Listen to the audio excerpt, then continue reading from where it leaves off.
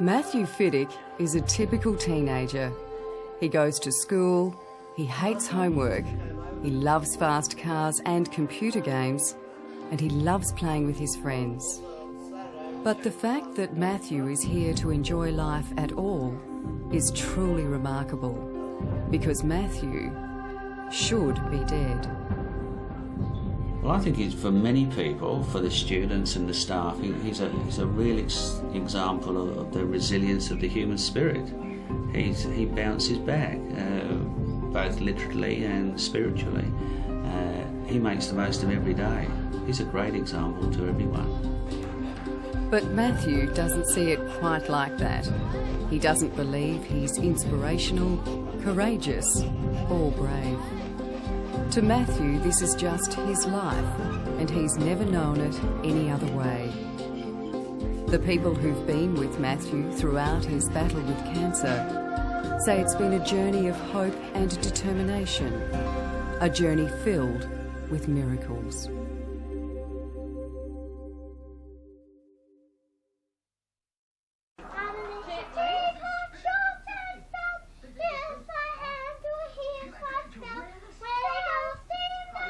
Like most youngsters, Matthew was cheeky and inquisitive. And it was in this carefree time, when he was so full of life, that Matthew was struck down. At 3, when he was diagnosed, we were told that he had a very large brain tumour. And they said the likelihood was Matthew would not reach his 4th birthday.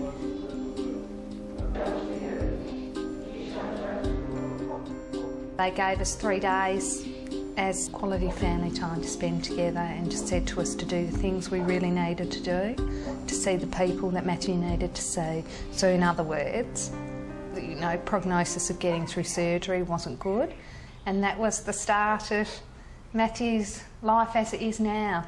The fight began. Matthew survived the initial surgery, but that was just the first step. Doctors in his home state of Western Australia saved Matthew's life. Then he began intensive treatment.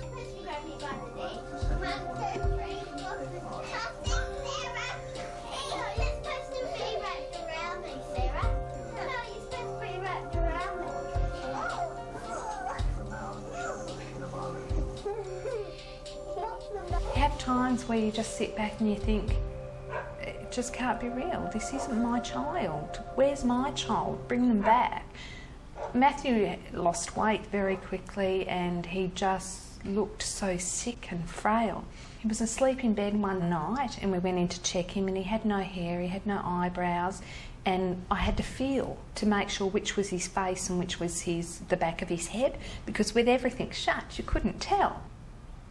When he was awake, he always had a smile on his face and that determination, and made everybody laugh. And that was the child that I half knew. But when he was asleep, I just didn't recognise him. It was very hard sometimes. After enduring so much, it looked like this brave little battler had beaten his deadly foe.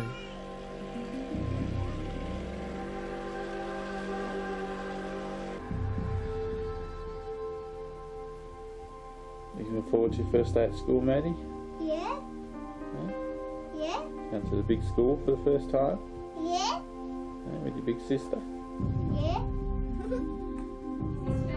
But the Fiddicks' world soon came crashing down. Matthew relapsed. Once again, doctors in Western Australia operated. They removed 2 tumours. Matthew underwent more treatment, but it seemed nothing could stop the cancer. It was back worse than ever, and Matthew's condition became critical. His parents, Andy and Sharon, were told it was time to say goodbye to their son. He knew that he was going to heaven, and he talked a lot about who was waiting for him in heaven, all his friends who have gone before him. That's just a normal part of our lives. We've looked at books and picked coffins with Matthew and done... And again, to some people that seems so macabre and not normal, But for us it is, because it's answering all of Matthew's questions, and it's answering them with a smile on my face. It's never being upset when he asks me about what happens to you when you die. It's not about being upset when he says, you know, he knows what cremation is, he knows what burial is. Matthew talks about all those things. He wants to know what kind of box he's going to go into when he dies. He said to me, will you make sure you can get an extra long coffin? And I look at him and think, what? So I said to him, what are you talking about? And he said, well, when I die, you'll need to put the TV at the bottom of my feet, the PlayStation, I can hold on to that, and bury me with them. And I said to him, but they have PlayStation up in heaven. He said, but I might have to order it when I get there, so I'll need it for when I first arrive. Preparing your child for death is simply a fact of life for Matthew's mum and dad. Christ has died, Christ is risen, Christ will come again. Therefore we do as our Saviour has commanded, proclaiming his offering of himself, made once for all upon the cross. Our faith really does help us to get through. To us, if Matthew didn't survive an operation, we know that he would be going to a better place with no pain, and all those things that he wants would be there for him. But dealing with dying and heaven so openly creates a unique dilemma.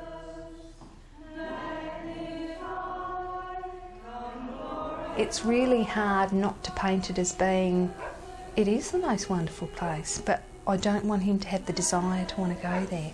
I want him to be happy if he has to go there to go, but I don't want to make it so appealing that he thinks, let's go there, you know, like it's a holiday. It's not. It's about finding that balance between real life and what he will leave behind, but having him being happy to go there. The Fiddicks believe Matthew was close to death when fate stepped in. Matthew's sister Sarah saw a television program about the work of Sydney-based neurosurgeon Dr. Charles Teo.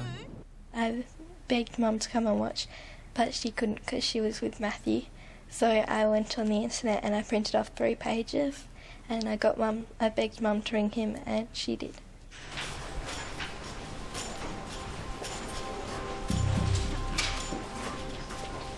They called me up from Perth to ask if I would be prepared to operate on Matthew. Given that the neurosurgeons there were not prepared to operate on him, and that he had recurrent anaplastic ependymoma. Now, an anaplastic ependymoma is even more aggressive than the standard ependymoma and will invariably lead to the patient's death. An anaplastic ependymoma in layman's terms is a very nasty tumour.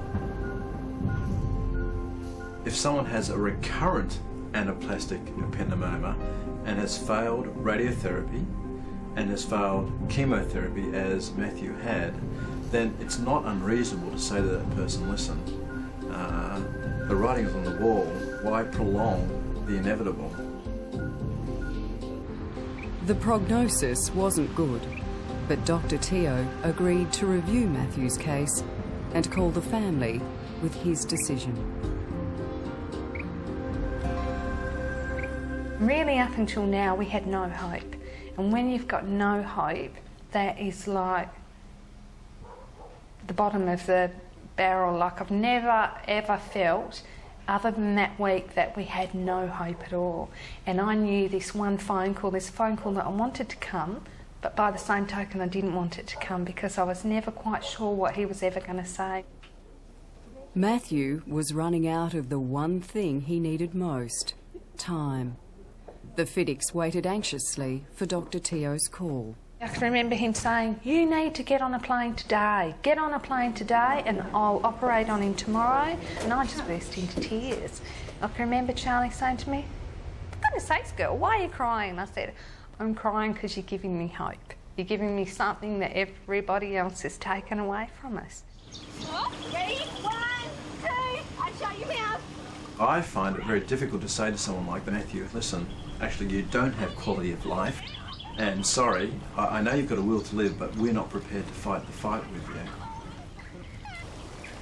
One of my close friends died, and on her deathbed she said, "Charlie, the worst thing about dying is when everyone else around you has given up hope, but you haven't." Now, wouldn't that be terrible? I mean, can you imagine if you still feel like there's a chance you could live, but everyone's going, "Oh, well, don't worry, I'll look after the cat for you."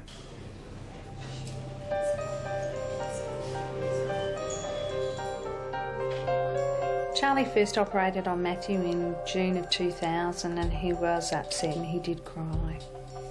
He was worried how long it would take for us to come to heaven to meet him.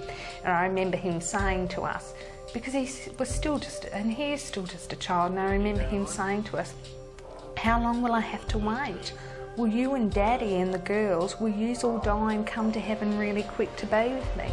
And I remember saying to him, "No, we can't do that, Matthew, because your sisters have to grow up, but time goes really fast in heaven and you won't even miss us." Matthew's battle with brain cancer seems never-ending. Latest scans reveal he has another 4 deadly tumours. Surgery is now his only hope. Over the years, the Fiddicks have spent tens of thousands of dollars mortgaging their home, selling their car and fundraising so Matthew can keep having the operations that keep him alive. Geez, Matt, you got enough stuff. There's 5 of us. How long are you going for? A year?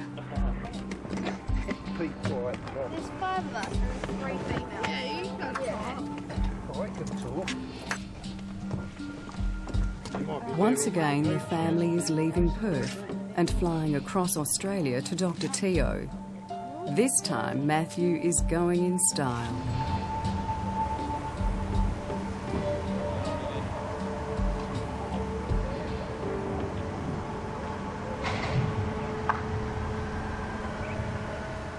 How you going? Morning, how are you? Good. How are you, mate? This is Matthew. Hey, Matthew, Mark's my name. How are you, mate? This is Did you very get exciting, isn't it, Matt's favourite cars in the world. The 2 favourite things, it's a Holden and it's a police car. Yeah. There you go. Gotta be a Holden. Thanks for this. Come and have a seat, mate. No, it's not. Are you going to put the handcuffs on him? Put the handcuffs on you. Yeah, sure. You know What about my Ford? I made this race over on my computer, right? Yeah? And know what I said? What? I'd rather push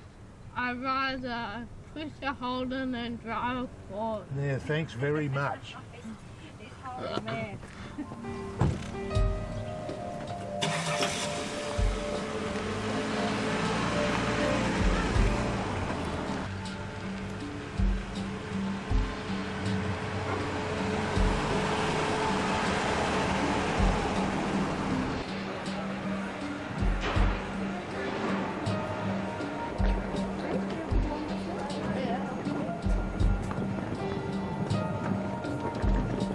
Leaving home is hard. Behind the smiles, everyone knows this might be the last time they're all together.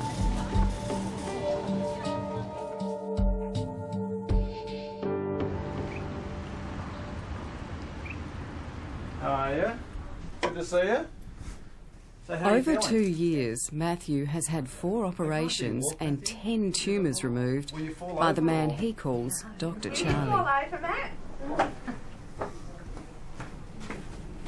Is that the best you can do? Walk as strongly and as... The trouble is that every time you operate, you may take away some of his neurological function and functionality and ability to walk, ability to swallow and hear and things like that. But anyway, after the last operations, I virtually told you they'd be chip shots and we'd be able to get in there and get him out with very little risk, and that was the case because of the location of those recurrences. Now, some feeling that this is actually a completely different ball game.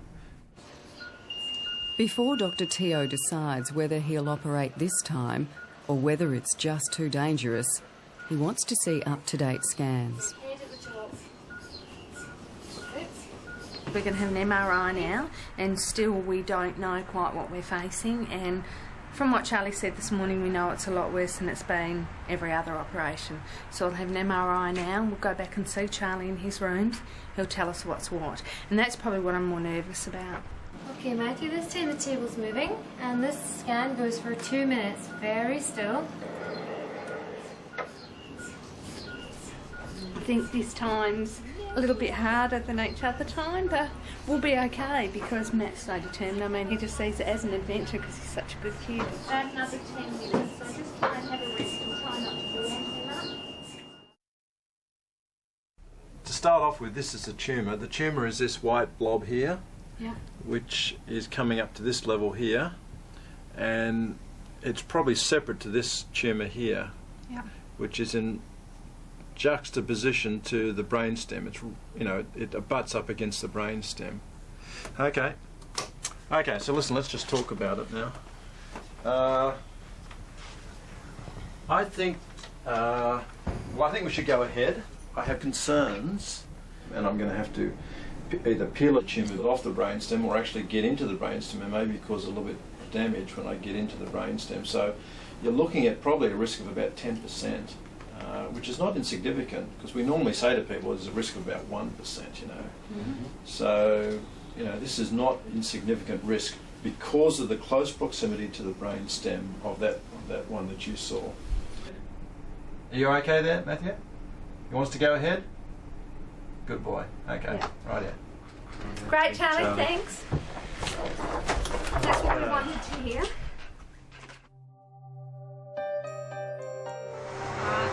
Check out which presents we've got. How many days do you think you can be in there? Matthew packs for hospital. He knows this could be the last night with his family. Yeah, take the gold coins. You can take all of that. Your gold coins. He'll be placed in pin fixation so the head can't move during the operation. Because any sort of micro movement of the head, if someone were to, you know, bump the table or something, then, you know, in an area that's so sensitive you can't afford even micro movement. So we actually fix the head in pins. Must be deodorant. So, you think they're trying to tell you something? We then use this special computer called a frameless stereotactic localizer, and that gives us sub-millimetre accuracy to find our way to the tumour. So it takes all the guesswork out of finding where the tumour is. What day? Wednesday. Then you'll be where Thursday, do you think?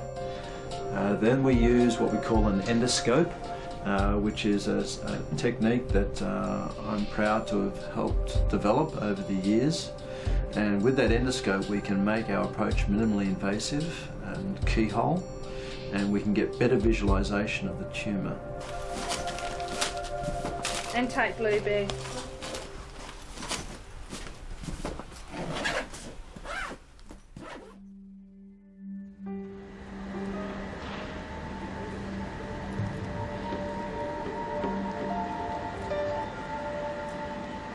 It's 2 o'clock in the morning and the Fiddicks arrive at Sydney's Prince of Wales Private Hospital.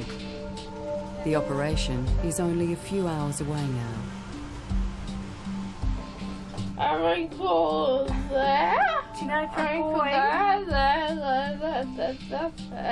for a boy having an operation tomorrow, you're very cheeky, Matthew. A big deal.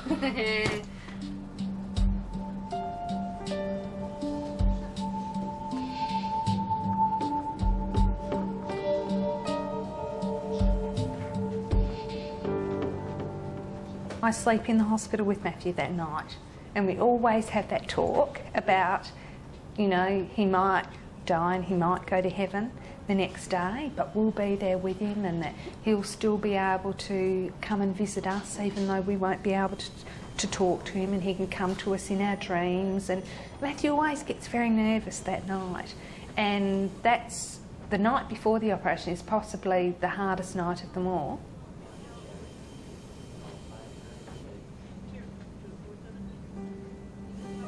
Probably the greatest fear that I have when Matthew goes, I don't, or if Matthew should go, I don't ever want him to not have us there with him. I need for that to be a good experience for Matthew, and to tell him that it is okay to go if he needs to.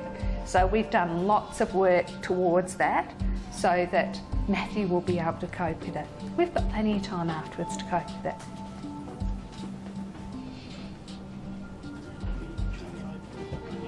I've got Matthew asleep now, and now's probably the time where I think about all the things that could happen tomorrow, may happen tomorrow, may not happen tomorrow.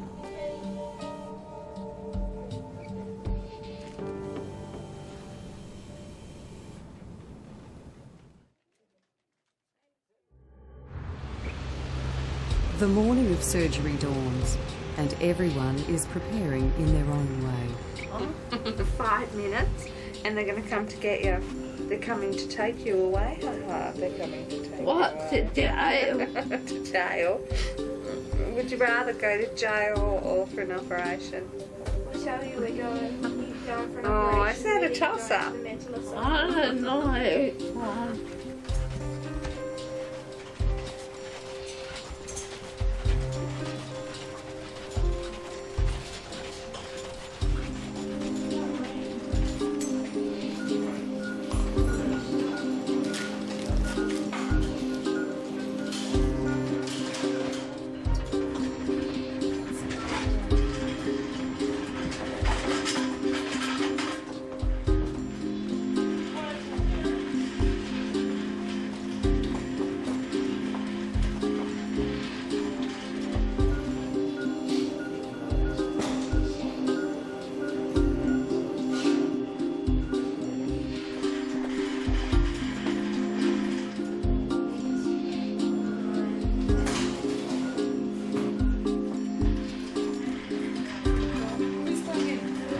Point of it is, for me, just before we go to the operation, it's just so hard to think that it may be the last time we see Matthew. And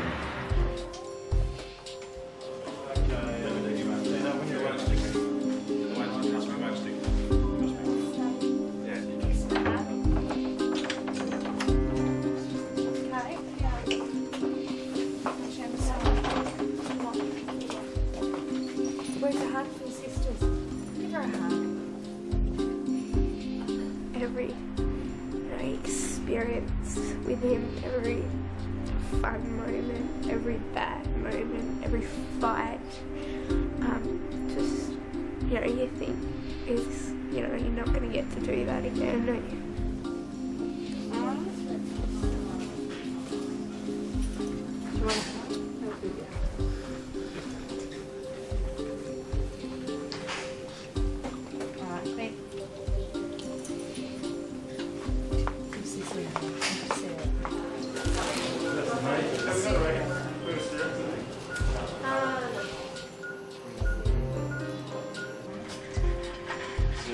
Wave to Dad and the girls, man. Give them a wave.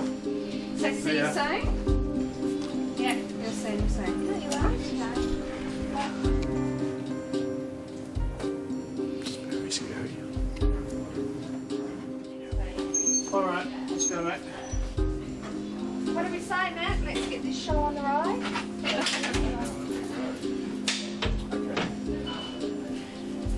Okay, mate, let's go.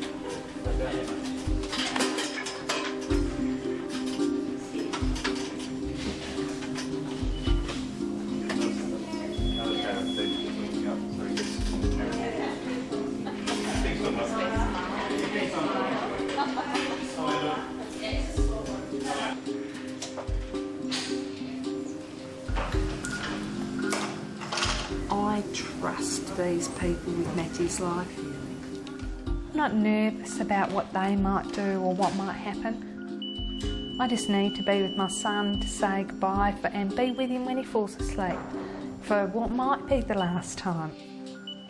And I know that I feel good because Matty went to sleep peacefully. It's okay. It's go to sleep stuff, honey. Right. I love you. Go to sleep. Okay, I'll see you soon. Thanks. Look after him, don't worry. Thanks, Spend a few Dad. hours time. Bye. Okay.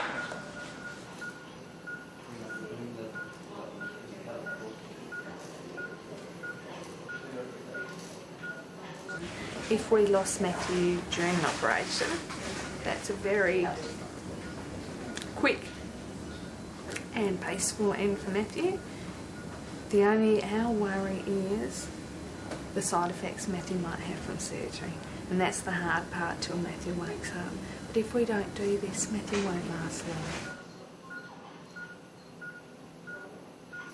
If I damage a little blood vessel that's supplying the brainstem, then he could completely stroke out. He could be paralysed, he could even be locked in where he wouldn't be able to move at all or talk. It's a very dangerous part of the brain to operate in and around.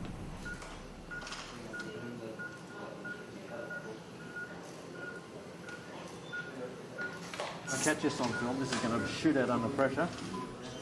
I think if my theory is right. Whoa, look at that. So he obviously did have some pressure in there.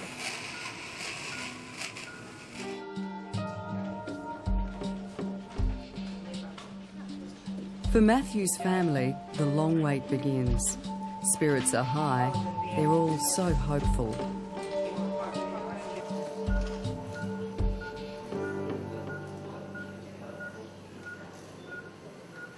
But inside the operating theatre, there's been a worrying development. We've found some more tumours that we didn't see on the MRI scan. Yep. One very large, one not so large, and about 4 little ones. 6. That's more than I've seen before, and it could mean that the tumour is taking on a bit of a nasty streak. I've been kind of worried in the back of my mind that one day this tumour is going to become a whole lot more aggressive, and that instead of taking a year to grow back or 6 months to grow back, it will just take 6 weeks to grow back. Then unfortunately we'll have to really reevaluate things. He can't keep having surgery on a 6-weekly basis. I mean, as it is, 6 monthly, some would say is excessive, you know. It's been 2 hours since surgery started, and the waiting is beginning to take its toll.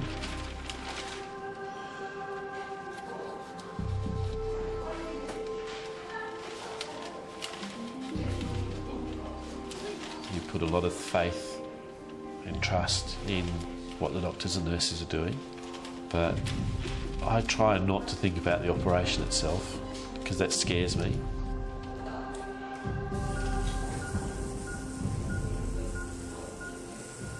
The reality is that Matthew should be dead now. He should never have survived this long. He had initially an anaplastic ependymoma, and they traditionally put you in the worst category. And then if you present at less than 4 years of age, it also puts you in the worst possible category. And then if you have residual tumour after the first operation, it puts you in the worst category. I mean, you can't get any worse than that. So really, his chance of survival was measured in terms of less than 1%. And then when he got recurrence, years and years later, one would think that that would spell the end, and that means that the tumour is resistant to all therapies, and it's going to come back and it's going to kill you quickly. And he survived another 2.5 years with recurrent malignant tumour. So he really has defied all odds.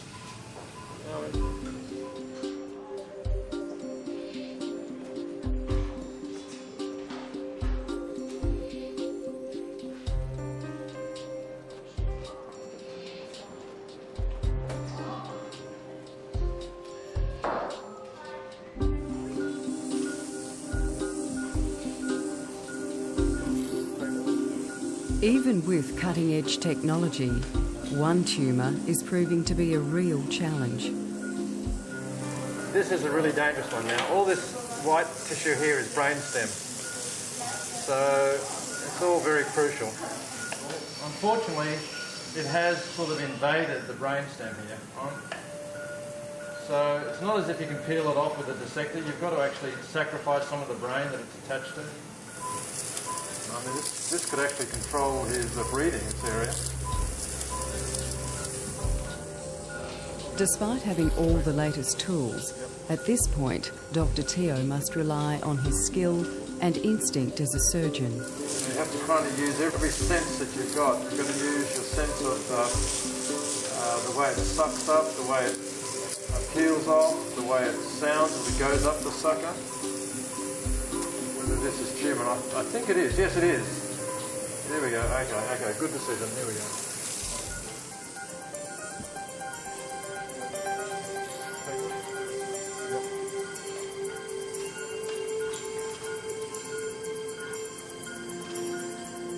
My patients that come to me after seeking opinions from other people who've been told they're going to die and then are willing to put their life in my hands have this amazing bravery, amazing courage, trust in someone they don't even know.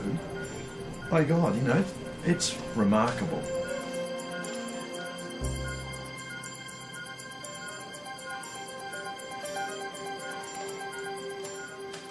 I don't feel relief until I see them moving and neurologically good.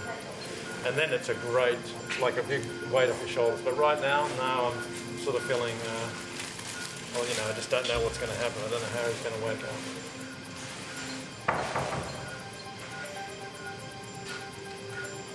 I can tell you that if they wake up and they're paralysed, it's a terrible feeling. How soon afterwards do you know that? Oh, in about 15 minutes we'll do. Half an hour.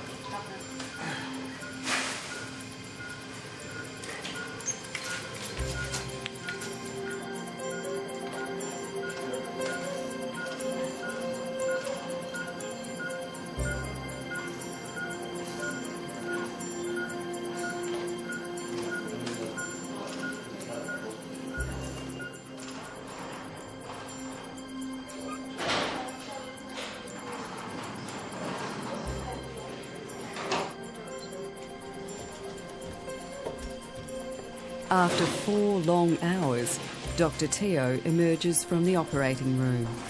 It's over.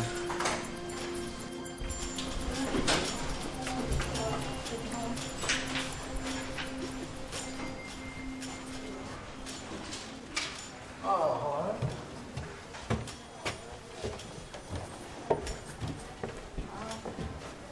As usual, things going very well.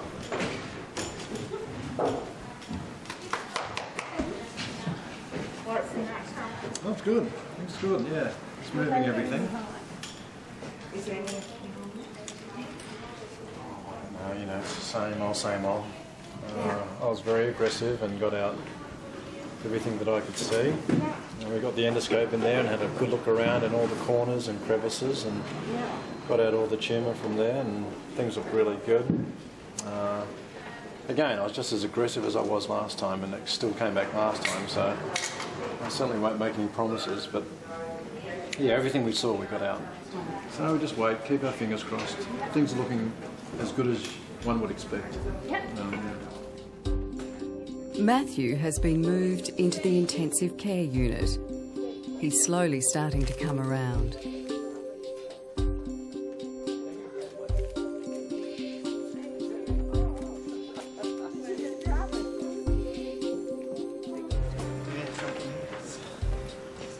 Rachel's looking after him. Hello. Hello, mister. Hello, darling. How are you? Oh, I love you. I love you. How's it going? It's good. Just want to cuddle. Hey, Matt, can you give us a smile? Can you smile? Where's your beautiful smile, Matt? Hi? Can you give me a kiss?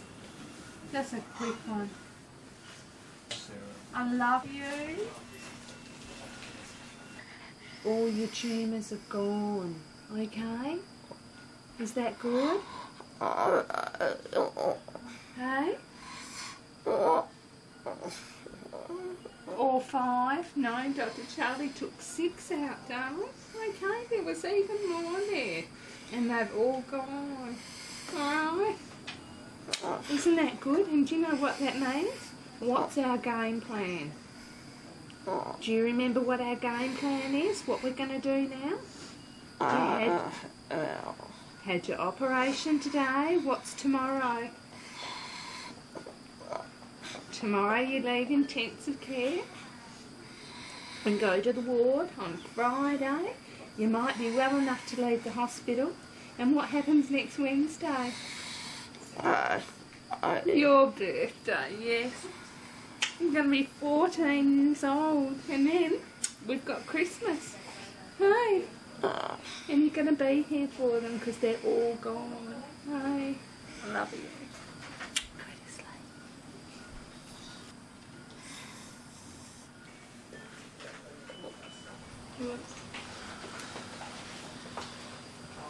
What are you asking for your sunnies for? Check out the nurses. Yeah, I know. You're a worry. That was probably the hardest thing hanging over our head was Matthew's birthday's next Wednesday and I didn't know whether or not he would see 14. Matt was 3 and not going to live to 4. Then he was 13 and maybe not going to live to 14. And he is, so he's going to have his 14th birthday and we'll have Christmas. So we're very lucky. I just said to the girls, didn't we, it's like winning lottery. It's better than winning the lotto because there's all the money in the world can't buy what we've been just given again time with Matthew. So this is 5 and that's what we always say to people. We'll come home and we'll come home as 5. The morning after surgery, Matthew has a new lease on life. So how does your head feel this morning? Is it all right? Yeah. Is it sore? A little bit. It's a little bit sore. Not too bad? No. No? You reckon Dr. Charlie did a good job? Yeah. Dr. Charlie weaved his magic again, didn't he, Matt? Yeah. Following the operation, there are no obvious signs of any major complications. The only concern is that Matthew's balance may be slightly worse.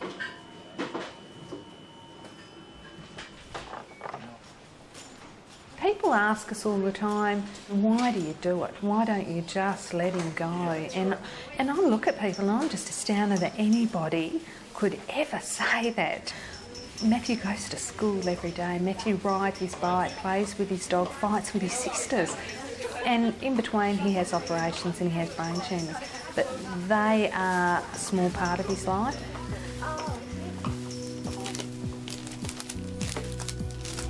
Yum, chocolate. Matthew won't talk about his cancer. In his words, it's no big deal. But he knows without surgery and Dr. Charlie... Where would you be, Matt? In hell. That's right, but you're not going there, are you? No. Too noisy. You're too noisy. Yeah. You don't think they'll have you in heaven? They don't want me. They don't want you? No. How happy are we they don't want you? Yeah. Maybe you can keep me. I will keep you because we love you. Because I'm too noisy for you. You're not too noisy for us. We love the noise. 48 hours after surgery, Dr. Teo is reviewing vital post-operative scans. This is where the old tumour used to be, here, here and here. And now what's left is this white little line here, and that could just be post-operative change. Could be a blood vessel or it could be residual tumour. This time I actually went in there to, like every other time, I've gone in to try and cure him. I've gone in to try and take out every visible piece of tumour, and unfortunately I failed, you know, because even though I take out every visible bit of tumour, all you've got to do is leave one cell behind and the thing can grow back again. Charlie's far from failed us. Charlie has given us our son for 2.5 years longer than we ever would have had him.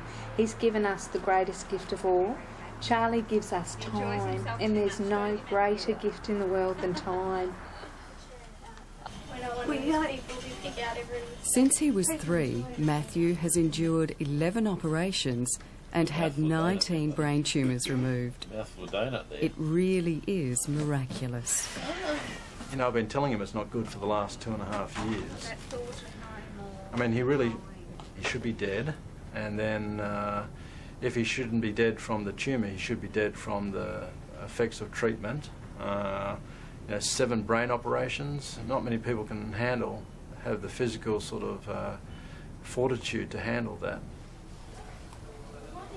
Matthew not only survives repeated brain surgery, he recovers amazingly fast. It always amazes me. I mean, you saw the surgery. I was digging into his brain, so there were 2 holes left in his brainstem, and you know, 4-hour operation. You know, just to get over it as quickly as he does is really quite remarkable. Careful line. He's got amazing courage, and you know, I've seen people come in with operations like his, and they give up the fight.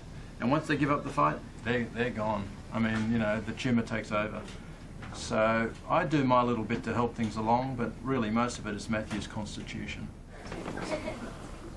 Good morning. Hello. Hello, girls. Hello.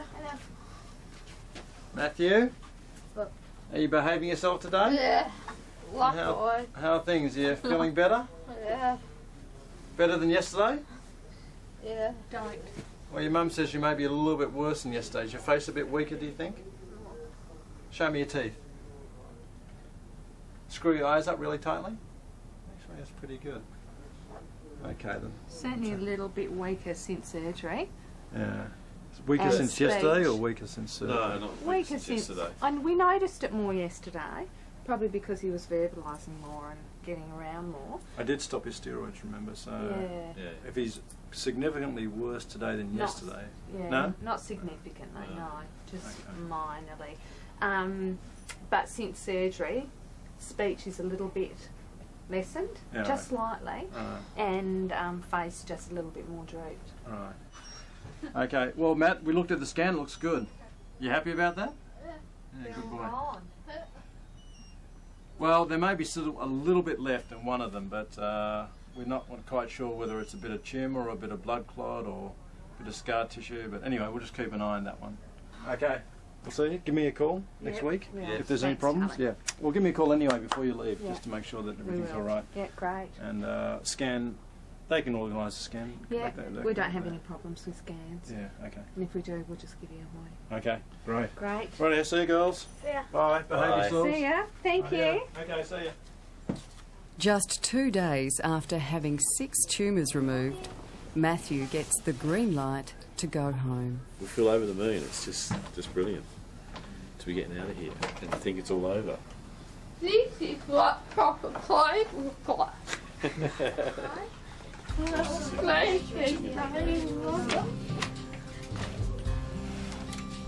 Hey, Matt. Oh. Yeah, now that's one thing that really does, I guess, separate the men from the boys, and that is the ability to get back on track again and to sort of get on with life. And no one does it better than Matthew. I mean, that guy, despite the pain that he must feel after surgery, wants to get up and about and get on with living as soon as he can. He doesn't even want to think about dying. I just couldn't imagine our life without the roller coaster ride. This is a part of who we are as a family, and we just get on with it all the time. Is it worth it? It's so worth it. Matthew is walking out of a hospital today. He's actually walking better than what he was when he came into the hospital.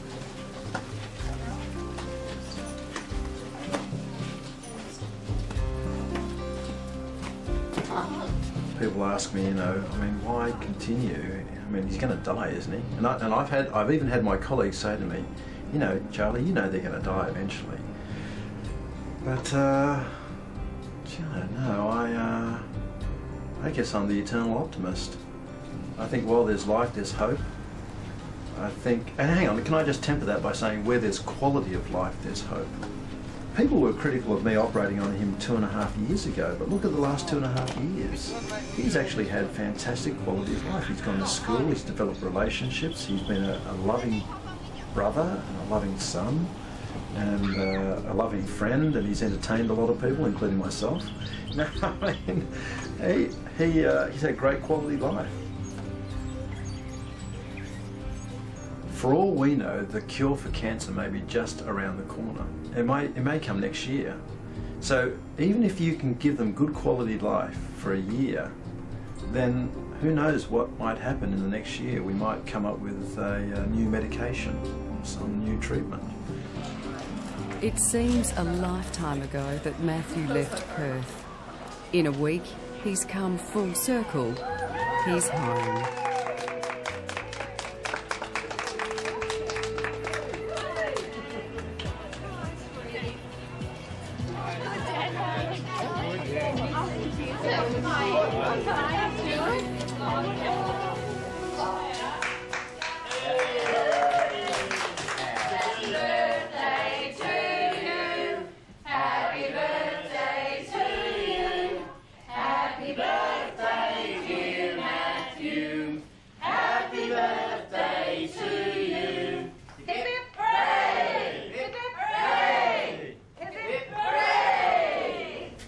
Very exciting to come home and to celebrate Matt's birthday. This is a birthday that we went off to Sydney thinking there was a very good chance we wouldn't have. It's turned out he's almost come out of it unscathed, which for us is just, well, not unscathed because you're -6 brain tumours, aren't you? But that's a good riddance, isn't it? You don't weigh as much, Matt. 6 little suckers gone, that's right, that's what he says to everyone. You feel wonderful? I had a few words still. I think you do. He is very tired. So thank you to everyone for being here to celebrate such a special occasion.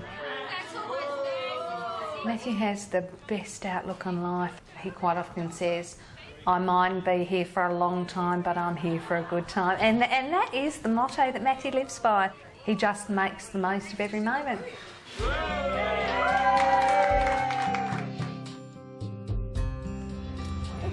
Look at this one, jelly on a plate.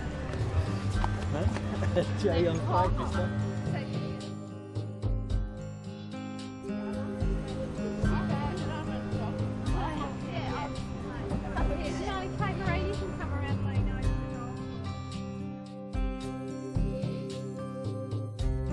Oh, Matt. Spray Daniel. Camera. Daniel.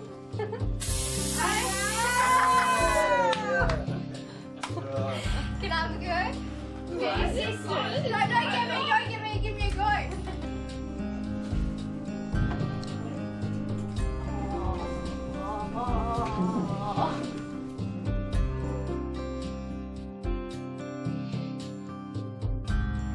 What do you want, Matt, for Christmas? CD. CD player. Gosh.